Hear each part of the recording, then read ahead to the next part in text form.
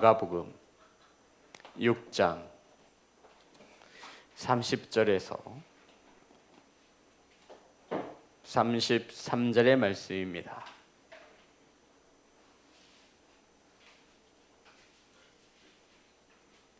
마가복음 6장 30절에서 33절의 말씀 찾으셔서 다 같이 한 목소리로 합독하여 올리겠습니다. 시작. 사도들이 예수께 모여 자기들이 행한 것과 가르친 것을 낱낱이 구하니 이르시되 너희는 따로 한적한 곳에 가서 잠깐 쉬어라 하시니 이는 오고 가는 사람이 많아 음식 먹을 겨를도 없음이라. 이에 배를 타고 따로 한적한 곳에 갈새 그들이 가는 것을 보고 많은 사람이 그들인 줄 알지라. 모든 고을로부터 도보로 그곳에 달려와 그들보다 먼저 갔더라. 아멘. 기도하겠습니다. 하나님, 말씀을 선포합니다. 하나님의 말씀이 바르게 선포되어질 수 있도록 성령께서 일하여 주시옵소서. 말씀을 받습니다. 하나님의 말씀을 하나님의 음성으로 들을 수 있도록 성령님 은혜 내려 주시옵소서. 살아 역사하시는 예수님의 이름으로 기도드렸습니다.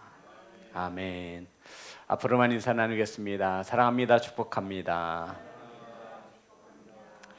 오늘 함께 나누실 말씀의 제목은 가서 잠깐 쉬어라. 따라하겠습니다. 가서 잠깐 쉬어라. 며칠 전 아시는 목사님에게 카톡이 하나 왔습니다. 카톡을 열어보니 목사님이 선글라스를 끼시고 바닷가 해변에서 한껏 멋을 부리고 사진을 한 장 찍어 보내왔습니다. 가족들과 휴가철을 맞아 휴가를 간 것입니다. 문득 이러한 생각이 들었습니다. 성경에서는 우리 성도님들의 휴식을 무엇이라 정의하고 있을까? 성경에도 휴가가 있을까? 성도 여러분, 과연 성경은 휴가 혹은 휴식, 안식에 대해서 어떻게 말을 하고 있을까요? 예수님께서는 제자들에게 휴식, 휴가, 안식을 어떻게 가르치셨습니까? 이것이 오늘 본문 속에 가려져 있습니다. 예수님께서는 12 제자를 택하셔서 둘씩 짝을 지어 세상으로 보내셨습니다. 전도한 것이죠. 이 제자들이 전도의 사역을 마치고 돌아와 하나님의 놀라우심의 역사를 체험하고 이 제자들이 주님께 나아와 전도를 한 것에 대하여 자신들의 사역에 하나님이 어떻게 은혜를 끼쳤는지에 대하여 예수님에게 낱낱이 상세히 보고하는 그 말씀이 오늘 본문 속에 있습니다. 우리 본문의 말씀 30절입니다. 다 같이 합독합니다. 시작. 사도들이 예수께 모여 자기들이 행한 것과 가르친 것을 낱낱이 고하니. 사도들이 예수께 모였습니다. 성도 여러분, 제자라 하지 않고 뭐라고 기록하고 있죠? 사도라 말하고 있습니다. 우리 6장 7절입니다. 마가복음 6장 7절에 보면 예수님께서 12 제자를 파송하기 전에 전도 여행을 보내기 전에는 6장 7절을 보면 이렇게 기록하고 있습니다. 다 같이 합독합니다. 시작. 12 제자를 부르시사 둘씩 보내시며 더러운 귀신을 제어하는 권능을 주시고. 성도 여러분, 주님께서 12명의 제자를 둘씩 보내기 전에는 성경에서 이들을 제자로 기록하고 있습니다. 그런데 보내심을 받은 후 전도의 사역을 하고 돌아온 제자들에 대해서 성경은 무엇이라 기록하고 있죠? 사도라고 기록하고 있습니다. 사도가 무슨 뜻이죠? 교학개혁을 누가 가르치는지. 사도가 뭐예요? 사도? 근데 사도 우리 저번 시간 배웠는데 사도는 보내심을 받은 자라는 뜻입니다. 12 제자 누가 보내셨어요? 예수님께서 보내셨어요. 보내심을 받고 돌아와 사역에 열심을 내었기에 성경은 12제자가 아니라 예수님께로부터 보내심을 받은 사도라 칭하고 있는 것입니다. 주님께 보냄을 받은 이 제자들은 이제 사도라는 칭호로 쓰여지고 있습니다. 사랑하는 성도 여러분, 예수님께서는 12명의 제자를 부르셔서 세상으로 보내시면서 그들에게 사도의 권능을 주셨습니다. 귀신을 내어 쫓을 수 있는 힘을 이 사도들에게 주신 것이죠. 이렇게 이들은 세상에 나가서 주님의 나라를 전파하였고 각색 병든 자들과 귀신 들린 자들을 치유하여 주셨습니다. 6장 12절 13절입니다. 다 같이 합독합니다. 시작. 제자들이 나가서 회개하라 전파하고 많은 귀신을 쫓아내며 많은 병자에게 기름을 발라 고치더라. 성도 여러분, 주님께 바송을 받은 제자들이 사도의 권능을 가지고 병든 자들을 치유하였습니다. 가버나움에서 나아가면서 귀신 들린 자를 고쳐주셨고 회개와 복음을 전파하였습니다. 이 놀라운 사역 가운데 하나님의 은혜가 넘쳐난 것입니다.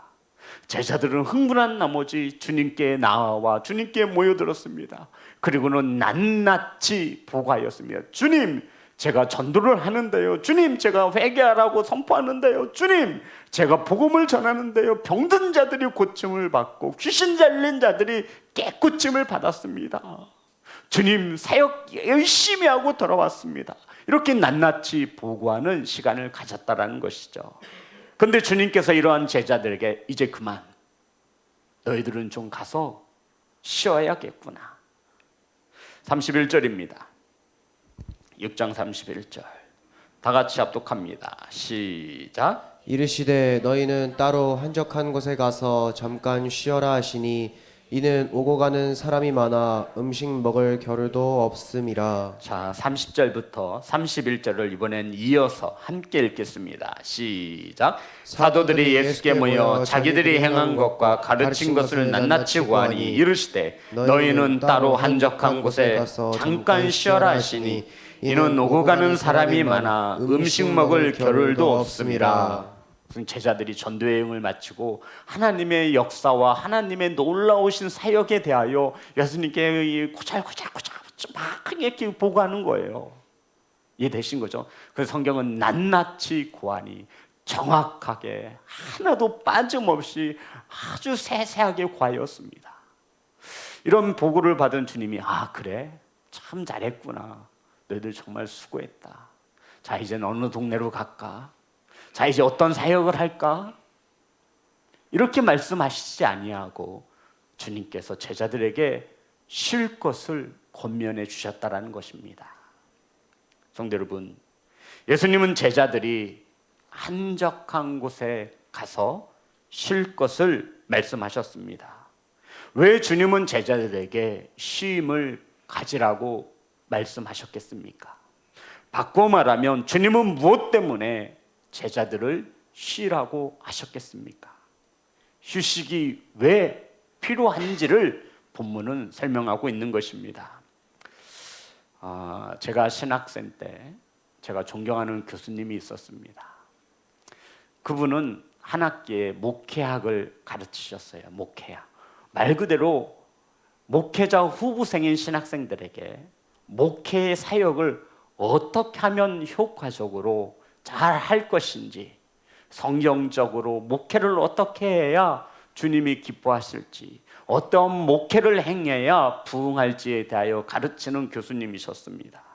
목회를 어떻게 해야 하나? 신학생이라면 이런 궁금증은 누구나 있고 그에 대한 열정과 갈망과 소정, 비전도 다 가지고 있습니다. 하루는 수업 중에 교수님께서 우리 목회자 후보생들에게, 신학생들에게 이렇게 질문하셨습니다. 목회를 어떻게 해야 잘할 수 있을까? 질문하셨어요. 그랬더니 신학생들이 손을 들고 답을 하면 기도로 목회를 해야 합니다. 그러면 교수님이 칠판에다가 기도로 목회를 해야 함 적으시는 거면 쉬지 않고 열심히 죽도록 충성해야 합니다. 죽도록 충성해야 함. 이 신학생들이 답을 하면 교수님은 그것을 이 큰 칠판에 빼곡히 다 적으셨습니다. 더 이상 쓸 데가 없어요. 그런데 교수님께서 말씀하시죠. 본인이 원하는 답이 나오지 않은 것입니다. 곰곰이 생각했죠. 이 칠판을 빼곡히 메운 어떻게 하면 목회를 바르게 할 수 있을까? 하나하나 되짚어가며 정답을 맞추려고 열심히 곰곰이 생각해 보았습니다. 그런데도 도저히 나오지 않는 거예요. 제가 볼 때는, 신학생 때 볼 때는 이 칠판에 어떻게 하면 목회에 성공할 수 있을까? 여기에 모든 것이 다 적혀 있는 듯하였습니다. 하지만 교수님께서는 정답이 없음을 말씀하셨고, 정답이 하나 빠졌음을 말씀하셨고, 그 칠판을 다시 지우기 시작했습니다. 그리고 가운데에다가 이렇게 정답을 쓰셨습니다. 쉬는 것도 목회다라고 쓰셨습니다. 뭐라고 쓰셨다고요? 쉬는 것도 목회다. 우리들은 쉬는 것은 목회가 아니라고 생각하는 신학생 때였습니다. 어떻게 쉬는 게 목회가 될 수 있어?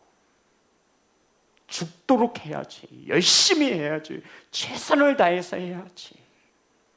이러한 저희들의 생각과 패러다임을 그 교수님께서 바꾸어 주려고 노력하셨습니다. 그때는 이해할 수도 없었고 이해하고 싶지도 않았습니다. 쉬는 게 무슨 목회야. 그런데 시간이 지나고 보니 그 교수님의, 목사님의 가르침이 이해가 되기 시작했습니다. 아, 쉬는 것도 목회구나. 성도 여러분, 목사들은 참 못 쉽니다.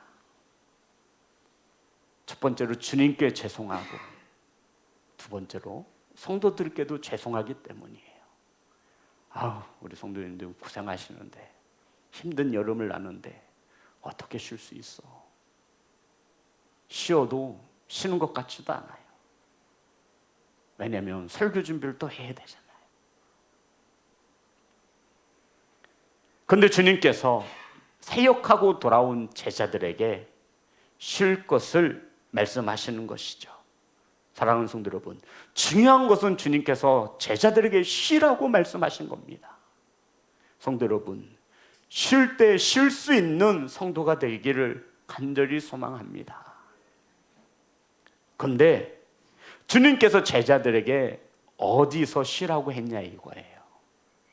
장소가 중요합니다. 성도는 주님께서 제자들에게 어디서 쉬라고 하셨죠? 그렇죠. 한적한 곳에 가서 쉬라는 거예요.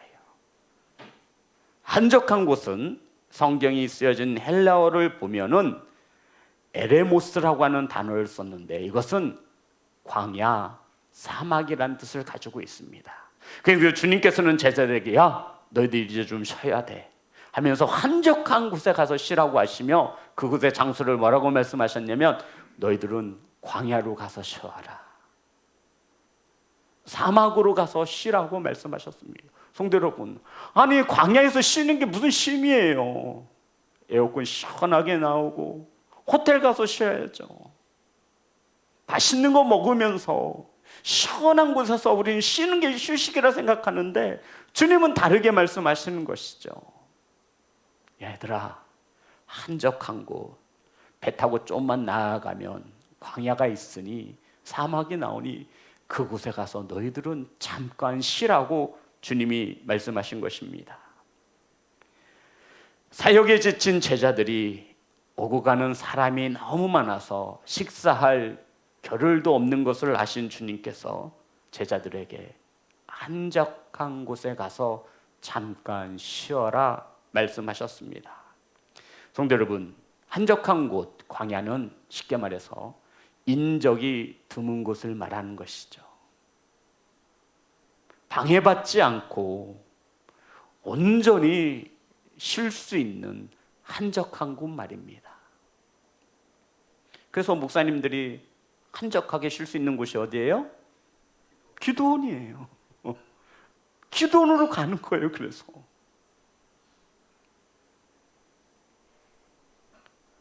성도 여러분, 우리는 육체를 가졌기에 힘든 육체를 쉬게 해 주어야 합니다. 휴식이 필요한 이유는 인간이 휴식을 필요로 하는 육체를 가졌기 때문이라 말하고 있는 것이지요. 자, 다시 한번 31절 보겠습니다. 다 같이 합독합니다. 시작. 이르시되 너희는 따로 한적한 곳에 가서 잠깐 쉬어라 하시니 이는 오고 가는 사람이 많아 음식 먹을 겨를도 없음이라. 성도 여러분, 휴식, 쉼, 안식이 필요 없는 분이 있다면 오직 한 분이 생각날 수 있지요. 쉬지 않아도 되시는 분, 쉼이 필요 없으신 분, 누구일까요? 하나님이시잖아요. 자, 출애굽기 31장 17절.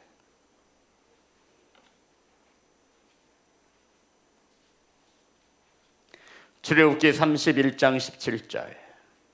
다 같이 합독합니다. 시작. 이는 나와 이스라엘 자손 사이에 영원한 표징이며 나 여호와가 엿새 동안에 청지를 창조하고 일곱째 날에 일을 마치고 쉬었음이니라 하시고. 누가 쉬었다라는 거죠? 하나님도 쉬셨습니다. 성도 여러분, 하나님도 쉬시는 분이세요. 쉼이 좋았더라. 쉼이 좋았. 하나님이 하루하루 이 세상의 모든 것들을 지으시고 말씀하셨죠. 좋았더라. 좋았더라. 그리고 쉼이 좋았더라. 그리고 일곱째 날에 안식하셨더라. 성경에서도 하나님은 쉬셨다라고 말씀하고 있습니다. 아니, 하나님도 쉬시는데. 성도 여러분, 우린 너무나 어찌 보면 바쁘게 살아가고 있습니다. 배부른 소리가 아니라 하루하루 먹고 살기도 힘든 이 시간에 목사님 어떻게 휴식을 갖고 쉴 수 있습니까? 라고 생각할 것이 아니라 하나님이 우리에게 육체를 주신 것은 힘들 때 쉴 수 있는 육체를 주신 까닭이 무엇이겠느냐 한번 생각해 보라는 거예요. 성도 여러분, 예전은요, 아내와 남편이 맞벌이를 해야 남들보다 잘 살았지요. 그렇잖아요. 그래서 맞벌이를 해야만 했어요. 남들보다 잘 살려면. 그런데 지금은 남들하고 비슷하게 살기 위해서 맞벌이를 한다는 거죠. 아빠도 엄마도 다 세상에서 돈을 벌어야 합니다. 그런데 결국은 가정의 행복을 위해서, 자녀들의 행복을 위해서 돈을 버는 것인데 가정은 행복해하지 않고요, 자녀들도 행복해하지 않아요. 이상하죠. 행복을 위해서 우리가 살아가는데, 일을 하는데, 열심히 일을 하는데 아버지는 아버지대로 바깥에서 세상에서 죽어라 일을 하잖아요. 엄마도 마찬가지예요. 가정의 행복을 위해서, 자녀들의 행복을 위해서 열심히 일하는데 정작 가정은 행복하지 않고요, 자녀들도 행복해하지 않습니다. 그 가운데 쉼마저 없다면, 사랑하는 성도 여러분, 휴가철을 맞이하고 있습니다.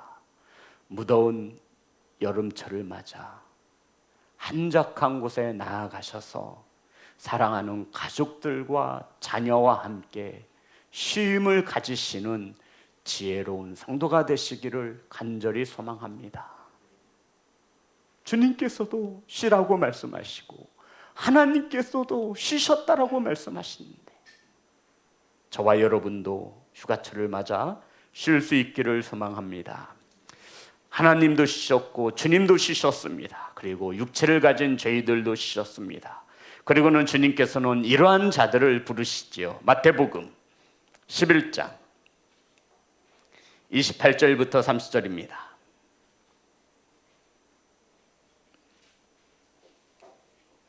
마태복음 11장 28절부터 30절. 다 같이 합독합니다. 시작. 수고하고 무거운 짐진 자들아 다 내게로 오라. 내가 너희를 쉬게 하리라. 나는 마음이 온유하고 겸손하니 나의 멍에를 메고 내게 배우라. 그리하면 너희 마음이 쉼을 얻으리니 이는 내 멍에는 쉽고 내 짐은 가벼움이라 하시니라. 성도 여러분, 가장 행복하고 즐거운 휴가는요, 마음이 맞는 사람끼리 하는 것입니다. 가장 즐거운 여행이 뭐냐면요, 나하고 마음이 맞는 사람끼리 가야 돼요. 아니면 정말 불편해요. 제가 사진 찍는 걸 좋아하잖아요. 그래서 1년에 한 번, 2번 갈까요? 사진을 찍으러 나갈 때가 있습니다. 그런데 저랑 같이 사진을 찍는 목사님하고 저는 마음이 맞아요. 그런데 한 분이 마음이 안 맞으면 참 불편해요. 저희들은요, 산에 올라도요, 오르는 목적이 있습니다. 아침에 태양이 뜨는 것을 찍기 오르는 거예요. 이른 새벽 바닷가로 나가고 해가 질 때 나가는 것은 그 광경을 찍기 위한 목적이 있다는 것이죠. 그런데 마음이 같지 않으면 나는 그냥 호텔에 있을 거야. 나는 뭐하러 산까지 올라가. 그 여행이 즐겁지가 않은 거예요. 성도 여러분, 마음이 편해야 육체도 편하지 않습니까? 우리 이 육체는 쉬면 편안함을 가질 수 있습니다. 그런데 정작 우리의 마음 말입니다. 주님께서는 그것을 누구보다 잘 아셨죠. 그러면서 말씀하시기를, 오늘 마태복음 11장 28절부터 30절에 보면 제가 읽겠습니다. 수고하고 무거운 짐진 자들아, 다 내게로 오라. 수고하고 무거운 짐진 자들, 주님께 오라고 말씀하시며 내가 너희를 쉬게 하리라. 나는 마음이 온유하고 겸손하니 나의 멍에를 메고 내게 배우라. 성도 여러분, 저와 여러분의 마음에 쉼을 얻고 싶다면 주님의 멍에를 베고 주님께 배워야만 저와 여러분의 마음이 쉼을 얻을 수 있다 말씀하고 있는 거예요. 중요한 진리죠. 누구에게 배우래요? 세상에서 배운다고 해서 우리의 마음이 쉬워지는 것이 아니라는 거예요. 그런데 성도 여러분, 이것은 배워야 하는 거예요. 그냥 배워서는 안 돼요. 멍에를 메고 배우래요. 누구의 멍에죠? 주님의 멍에. 저와 여러분의 마음에 쉼이 없는 것은 주님의 멍에를 매지 않았기 때문이라는 거예요. 주님의 멍에를 매지 않았으면 우리는 어떤 멍에를 메고 있는 겁니까?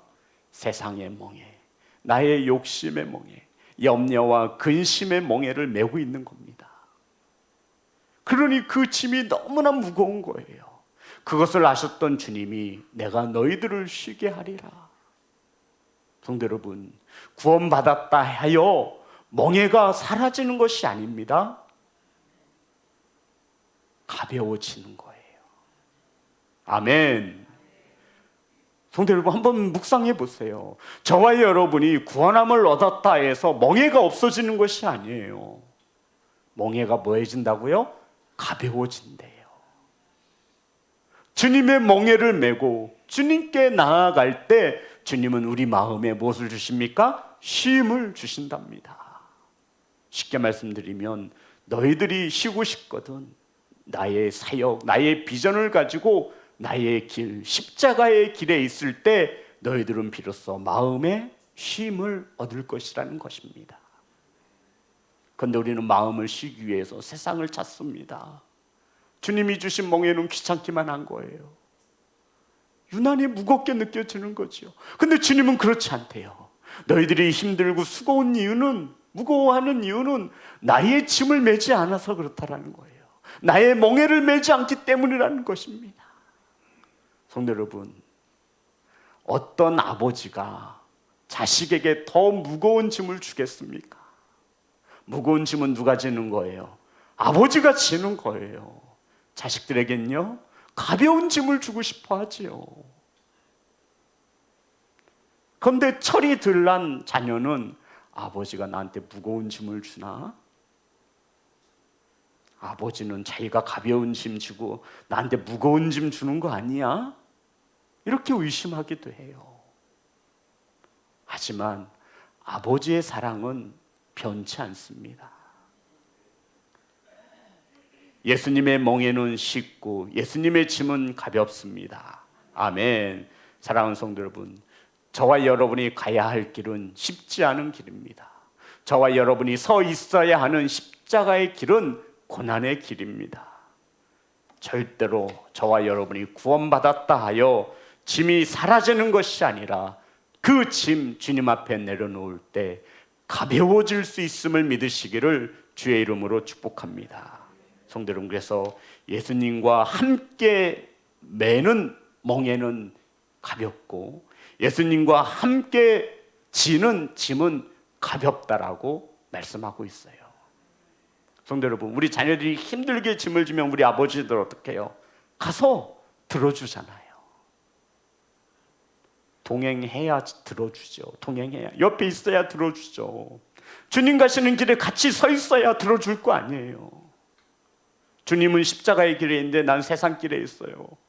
무거워 죽겠는데 그 짐을 어떻게 들어줘요? 옆에 있어야 들어줄 거 아닙니까? 성도 여러분, 예수님의 멍에를 매지 않아 어려운 거 아니겠습니까? 예수님의 짐을 지지 않고 세상에 짐을 지고 있어 저와 여러분이 피곤하고 수고하는 것 아니겠습니까? 그 짐 주님 발 아래 내려놓으시고 예수님이 지신 멍에를 함께 지시고 나아가실 때 주님은 우리 마음에 참된 쉼을 주신다 약속하셨습니다. 사랑하는 성도 여러분, 예수님의 짐을 지지 않고 세상의 짐을 지고 힘겹게 살아가는 저와 여러분을 부르십니다.